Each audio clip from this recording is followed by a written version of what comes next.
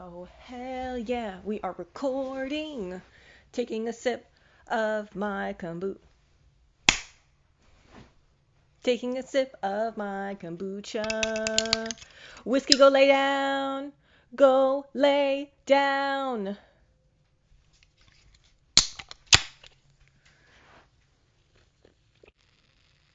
Little ASMR of my kombucha this morning. We are drinking Remedy's Mango Passion. Not sponsored, but we love a healthy gut. Good morning, my friends. Welcome back to another episode. This is Silly Girls, Silly Thoughts podcast. I'm your host, Mindful Body with Rachel B. It's me. Happy Wednesday. It has been so exciting. This is week 2 of our posting. Again, thank you to all my listeners from our first premiere to today. Happy to have you back. Happy to talk about something a little more serious, I guess you can say. I've kind of been going back and forth with this topic. If you couldn't tell by the title, a little shout out to my millennials and that lovely school program we were a part of. But we're talking drugs. We're talking drugs today. As per usual, for a solo podcast, I wrote something out because if I didn't write something out, I'd probably get in trouble. So this is my way of kind of opening up the topic in a mindful way, opening it up in a reflective way without getting too trailed off or too opinionated. This is something I hope we can talk about, reflect on, and grow on. As always, there's an open section for comments, questions, concerns. Your criticism is welcomed because that's the internet and everybody has an opinion. So I don't not expect some criticism, but give me a chance. Let's dive into it. I've been going back and forth in my head about this topic. One with the worry that I'll say something activating for some listeners.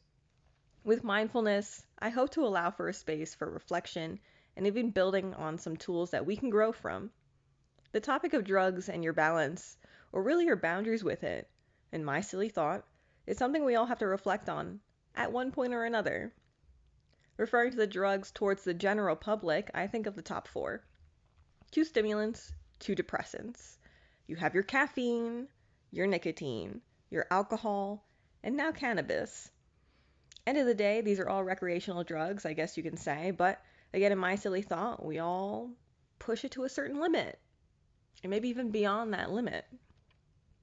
Again, I'm not trying to come from a place of blame or finger pointing, but just a place of reflection because I've seen it myself. Those moments in life that feel a little bit more heavier, a little bit more out of control. We are all human and we are all unfortunately experiencing these situations in life. Moments in life that make you feel slow and slumped. And I understand the need to fulfill yourself in a different way. And maybe that's through an amazing cup of coffee or shopping online. We live in this fast-paced world, but it's hard to stop and smell the roses. I'll say it again. We live in a very fast-paced world, and it's very difficult for most of us to stop and smell the roses. Here's where I'm coming from. We have a lot of moments in life that have become very go-go, quick-paced. Amazon's 2-day shipping, get it within 24 hours, have it in the moment. And this is where I ask you as a human, take a moment to check in before checking out. Am I overindulging with outside fulfillment because I'm not finding fulfillment in myself? Do I need to say that again? Am I indulging, maybe even overindulging in outside fulfillment because I'm not finding fulfillment with myself? Oh, you bet your ass I'm asking the heavy questions. I'm not here to waste your time. This topic has been in my mind for months, maybe even years, because if you can't tell by my attitude, and I'm trying my best to be conscious to keep it light, but I never planned to work with addiction when I became a therapist. I came in with the intention of helping families. One of my favorite topics to work with is culture, and I have a passion to work with teens. Substance, from my perspective, growing up and observing people engaging, it had its balance, but when it was taught to me about having boundaries with substance use, it came from a fearful place, which I think a lot of us can relate to. This D.A.R.E program of don't do drugs or you're going to end up like this, or don't take a drink because this will happen. Yes, there are warnings and lessons, but the delivery or the intention, unfortunately for me, came from such a fear base. Don't do, don't do, don't do. If you have a question, it wasn't answered. It was just don't do it. And this was emphasized by my mom. Shout out to that Hispanic panic, if you know. She emphasized this fear of being unsafe, fear of criticism, and the list can go on for so many reasons. I shouldn't consider myself still ignorant about substance, but there's still things that I'm learning that I didn't expect to learn at 29. And again, we are all humans. If this was a house, because I love my metaphors, if this was a house, I'm actually probably sitting in the doorway. Hell, I'm in the living room with you. We all engage to a certain point, and I'm not trying to come from a place of judgment. I'm actively addressing my past experiences in order to move forward and show up as a better therapist. I need to learn and build up a better sense of empathy and the means to work through my own shit in order to help people with their shit. This past week, speaking with my own therapist, I asked as a clinician to a clinician, do you feel like you're not only working with anxiety, depression, but now addiction? It feels like the third most common thing we have to see. So many times, whether it's in ourselves and the general public, anxiety and depression can go hand in hand. Hand in hand. But now there's a third to the party. Addiction. Which, in my silly thought, it almost feels like it's become the new norm. Maybe even outside of substance, everyone's finding a quick fulfillment in some sort of outside stimulus. But we're pushing those limits. We're hitting that wall of doing too much. Part of it's become so normalized. And then there's the other part that brings on a place of concern. I'll always worry about other people. Way too much. Way too much. You don't want to see others experience things that you've experienced yourself. You don't want to see people go down paths that you've seen in the past happen that just didn't turn out so well. Maybe it's the older sibling in me. Maybe it's the silly girl in me. Maybe it's the therapist in me. But I'm just checking in with everybody. All my friends, family, general public, listeners. How are we doing? How are we feeling? And let's dive into Dare to Try. I'll share my little story. Growing up, you always started to learn from your surroundings, and when it came to substance, my parents practiced a lot of forms of balance. I could credit that to my dad being a little health nut. And even coming from a large family himself, there was just a sense of you get what you get, and don't be upset. There's no reason to overdo because you should be happy with what you have. I think that's a theme that my dad tries to emphasize when I was growing up as a kid. Be happy for what you have. Don't go beyond your means. Treat yourself, but don't overindulge yourself. He's very resourceful in his ways. So when it came to coffee in the morning, and maybe him and my mom would have a cup or two at breakfast, alcohol was a rarity for him, but maybe he would have a drink at a restaurant, a drink on a holiday, or a beer at a barbecue. But that was it. I never saw my parents sloppy. I didn't see them push or pressure. I didn't even see them experience pressure, if I had to be honest. You can't pressure my dad. He has very little patience for this. He'll just walk away. He knows what he wants. Don't push him to do what he doesn't. I grew up with this Italian American moment of taking a sip of wine, maybe on a Sunday dinner. My mom would let me try the coquito while she was making it over the holidays. And maybe that's the reason I can only stomach Bacardi. And I'm not saying I'm a lightweight. Honestly, I probably should be saying that I'm a lightweight because I just don't drink. I've never really liked drinking. Again, I've had a sip. I've had maybe a finger, 2 fingers worth of wine in a glass. But I'm an anxious girly. I'm an anxious girly and my tummy hurts. I don't know how some people can do it. Once I'm drinking alcohol, my stomach starts getting upset. I start getting nervous. I have my own fears of getting sick. And American culture is just binging when it came to alcohol. Growing up in high school, college, TV culture, it was just you binge. You binge until you get sick. And anxious me, again, I don't like the idea of getting sick. Why the hell would I make myself sick? I think that's where I just couldn't make the connection between me and alcohol at all. My anxiety wasn't giving me a lighter approach. My mom was scared of me being this American teenager because she was raised by a Puerto Rican woman who embellished her stories, and I love that for my grandmother and her theatrical storytelling. But I feel sorry for my mom who took so much truth to those stories. I think there's a lot of us who were raised with strict rules. And even when there was a moment like a parents I love this line that parents say, and some of them follow by it, which again, kudos, I'm here for it. My mom would say, if anything happens, you call me, I'll come get you. And I feel like a lot of us heard that. And again, for those who had full white parents, I'm sure those parents showed up for you, and maybe there was a little repercussion after, but I know damn well I'm the oldest sibling, my friends, okay? I know damn well if I called my mom, like, hey, come pick me up, she would. She would come pick me up and then beat my ass after because it was my fault for putting myself in that situation. I think that's where a lot of us, and a lot of my Hispanic friends, and a lot of my friends who come from strict homes, can understand this mentality of you can have your fun, but if you're going to look stupid, you make your family look stupid. And they don't tolerate that. So again, there was this higher expectation. There was this negative narrative about partying and engaging in substance and embarrassing yourself. Obviously, things change and adapt as I got older, and we will dive deeper into parenting and growing up for another episode. And I'll highlight the shift of empowerment and dominance in spaces as I practice it for myself, and I motivate clients to do so for themselves. Again, I'm coming from a woman perspective.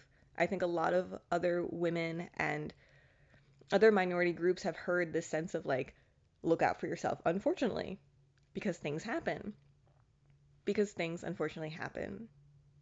So we hear like, don't leave your drink down, always be with the right people.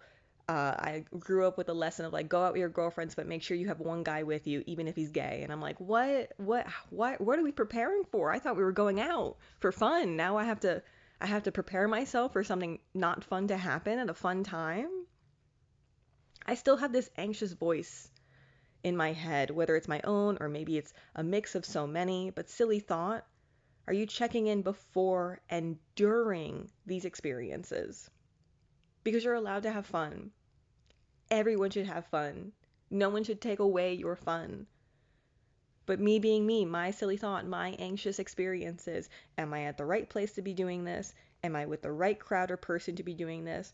Can I pace myself to my boundaries, which again is different for everybody? Everybody has their own different limits. Everybody has their own limits with their substance. You have to check into your own physical body. I understand there's comparison, and maybe, well, if they could do it, I could do it. I'm hesitant when it comes to moments like that. My body is completely different than my partner's, than my friends, and my sisters. Like, everybody has their own limit. Everybody has their own boundary. Everybody needs to be checking in with their own physical self. Can I pace myself to my boundary? Which is different for everybody, but we all need to have some sort of awareness, some sort of bar, some sort of limit in order to tell us, hey, we're done for the day.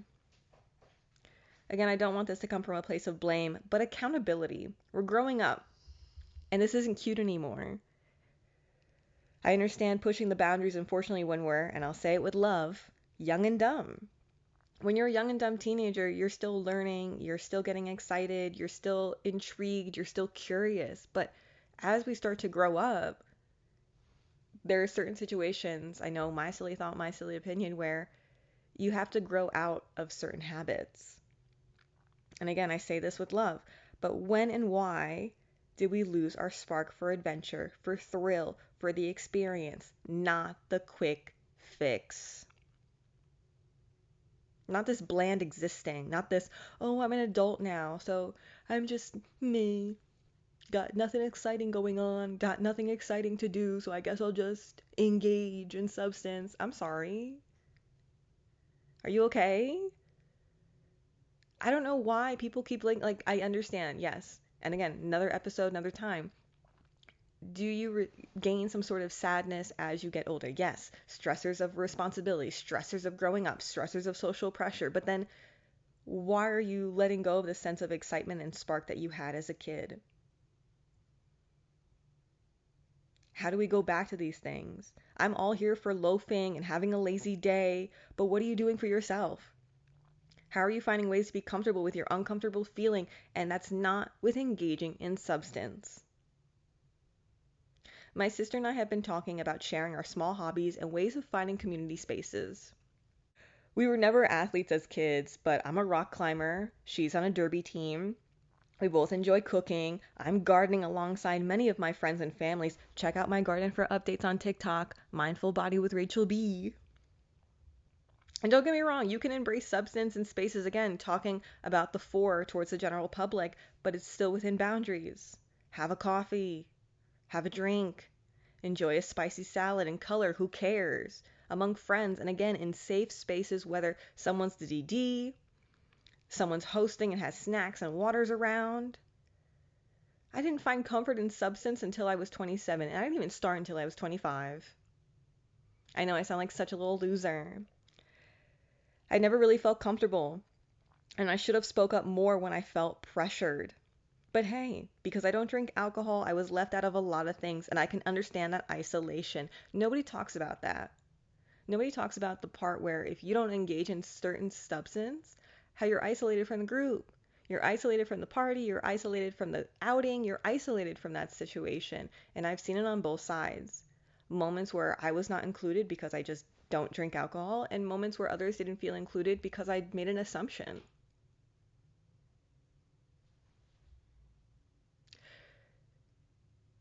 And again, yes, you can engage in these moments in community spaces, but it shouldn't be all the time.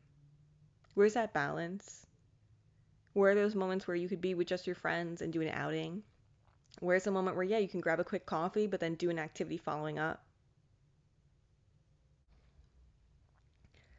I wasn't the fun friend.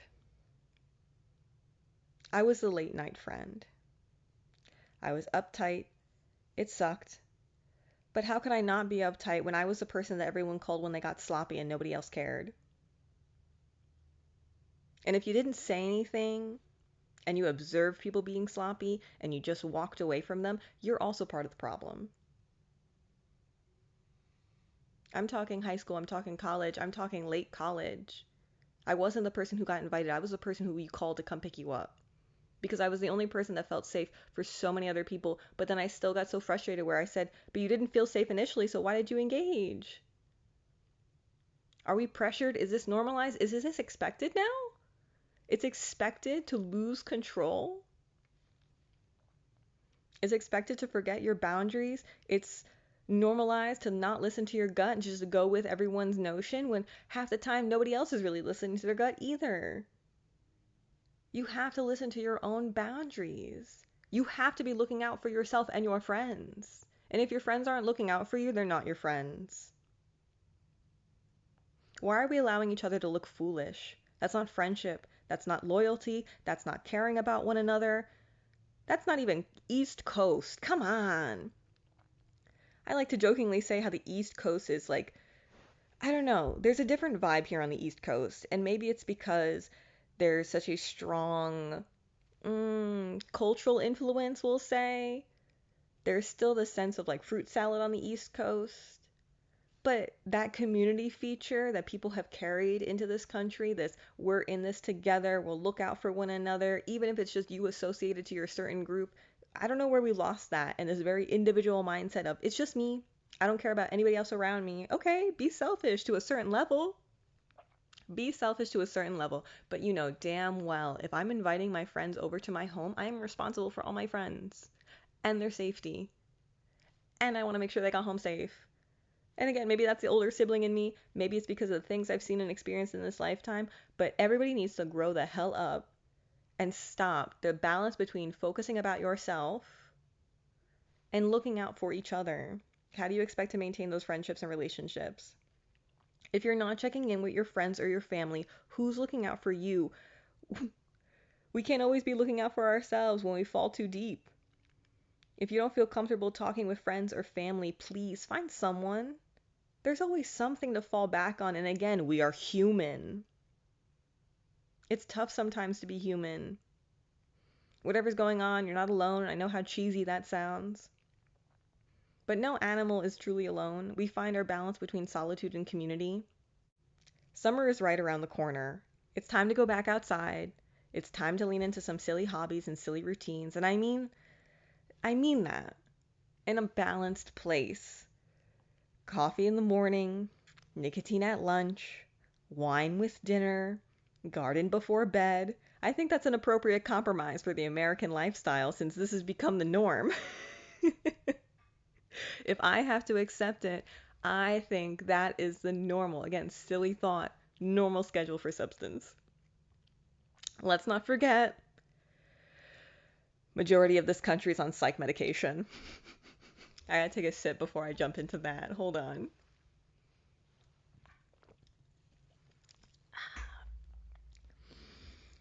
Which leads me into my next topic. Clients have asked me since I was an intern my input on psychiatrists and the medicine and mental health. My opinion doesn't matter, but I'll always emphasize the need to advocate for yourself to your doctors, to your psychiatrists, to your clinicians. You are the only owner to your body, and you need to speak from your truth so you can find the right treatment for you. I'll say it again. My role as a therapist, I don't administer medication. I've worked alongside psychiatrists. All I've said to my clients, every single one, is how can I help you build a language to advocate for yourself? What do you feel? What are the pros and cons? When's the next time you have an appointment with them? Because that's my yoga mindset too. You are the owner of your own body. You feel things I'm not going to feel. You have to speak from them. You have to describe them. You have to reflect on them. Because if you don't know what the hell is going on with your body, how do you expect someone else to understand or help you? If you're not truthful about what's happening in your body, you're not going to get the right treatment. And that could just prolong the process. And clinicians, if you're not vibing with a client, let them go. Clients, if you're not vibing with a clinician, a doctor, a psychiatrist, find another one. Find another one. I am just a human as you are just a human. I've said this to all my clients, new and old. We are all humans in this room. I may help to an extent, but I am just a person. There's always another option. If you do not connect with me, if you do not connect with your doctor, if you do not connect to the person that you're looking for help from, you have to find someone else. Whether it's just because your gut's telling you not comfortable, because you don't feel like you're being heard, because you don't feel like you're being advocated for, find someone who will, because it's important in your well-being. My favorite metaphor when talking about medication with clients is to imagine that you're riding a bicycle, and medication are the training wheels. And I don't know if my dad did this on purpose, but my training wheels didn't touch the street when I was balanced on my bike. But if I leaned a little bit to the right, I would hear the plastic wheel roll in the street, and I'd rebalance myself. Same thing if I leaned a little bit to the left. I'd hear again that plastic wheel on the street, and I'd rebalance myself. We're a lot more powerful than we think, and sometimes we lean a little bit too far from our center. We need something to help push us back, and could I even say motivate us back to our center.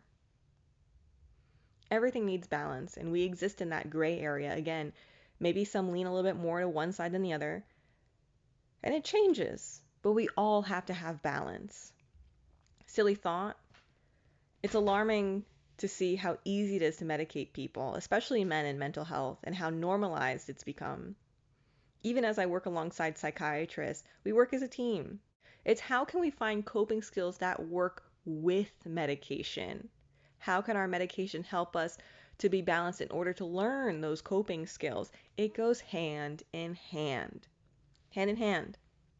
Again, continue to listen to your own body and how it's feeling. Advocate for yourself in an honest place.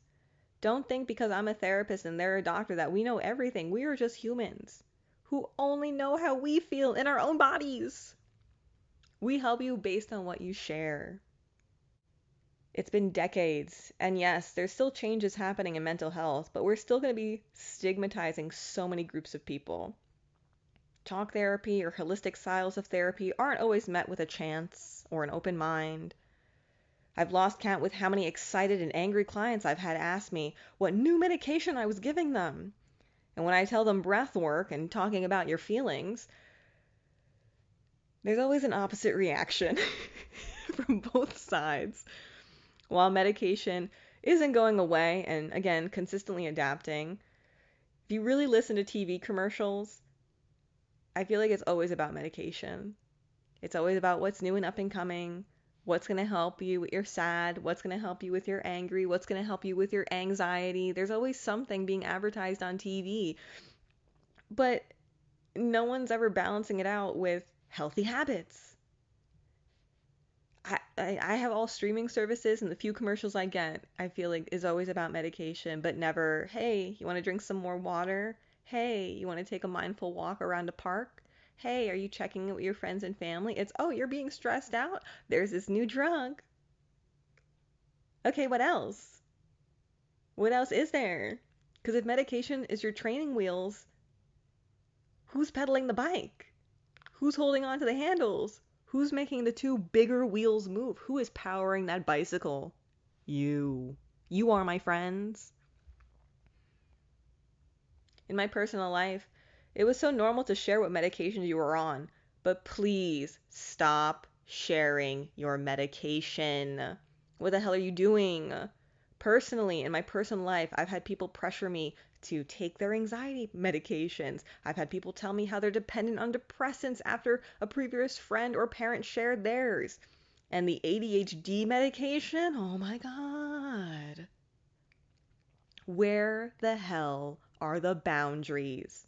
Why am I having to emphasize common sense just because it may work for you doesn't mean it's going to work for everybody or anyone else? You are not the doctor. You are not the prescriber. We should not be sharing medications. Stop it. Adios. I never took anything from anyone. Hell, I don't even like to take Benadryl when I have to. But the new peer pressure shouldn't be about pressuring others to try your health medication, your mental health medication. No, stop it. It's not okay. I don't know when I don't know when we've moved from peer pressuring about alcohol in high school to peer pressuring about depressants. What? No. No. No. What happened to respecting the boundaries that this isn't for you, this isn't for your friend, this isn't for your kid? I don't care. Be serious.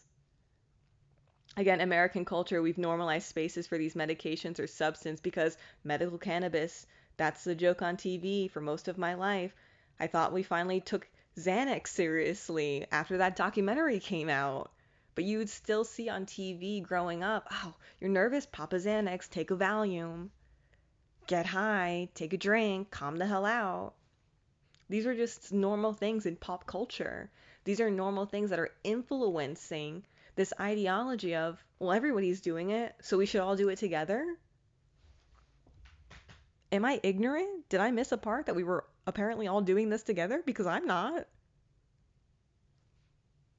I'm not giving out medication left and right. I'm not taking anyone else's medication left and right. I am not.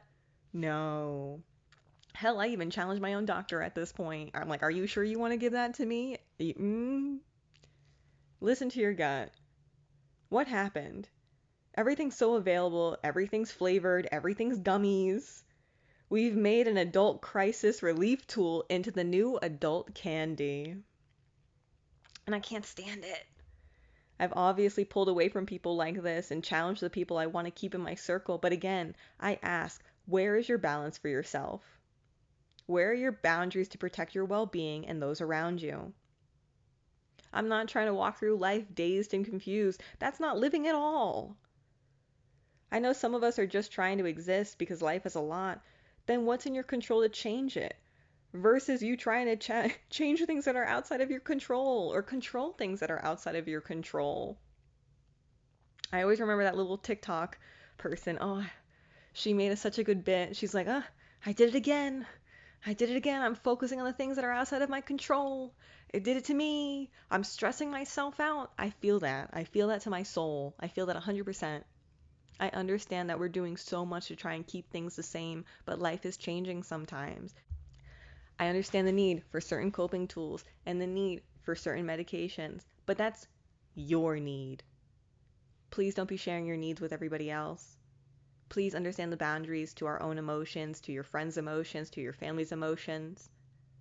The whole misery enjoys company, I'm not trying to go down with you. I know I'm sad, but I'm still working on it, and my sad is different than your sad.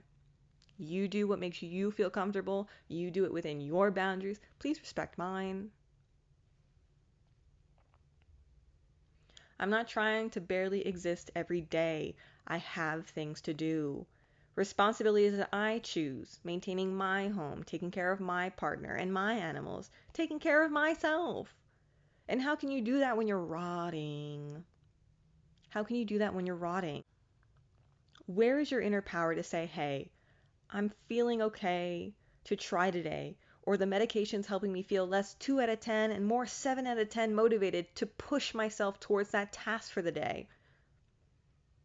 Let me get through work and enjoy a drink at the end of the day when I get home. I'm not saying by the end of this podcast to let go of everything that you do, but please don't be using things all the time, every time. People worry so much about time when you're losing it every day. Why lose it doing nothing when you could be doing just a little bit of something? Anything. I hope I was able to come across in a manner of reflection. Please check in with yourself, your well being, your coping tools, your substances. I hope we can continue to maintain a space to talk about the topics that are a little difficult to face. We all have some habits that could be changed as we get older, adapt, or didn't expect. Life can move quickly. I don't expect us all to keep up, but I expect us to look out for ourselves. Again, our family, our friends. Losing people to addiction isn't okay. Continuing to experience addiction is difficult, but they're human. I'm human. You're human. There's not much difference between us, and we can all get to that point of getting lost in the sauce.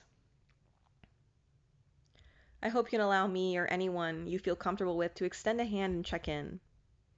I find it more comforting and reassuring to have these talks with my friends. How are we doing?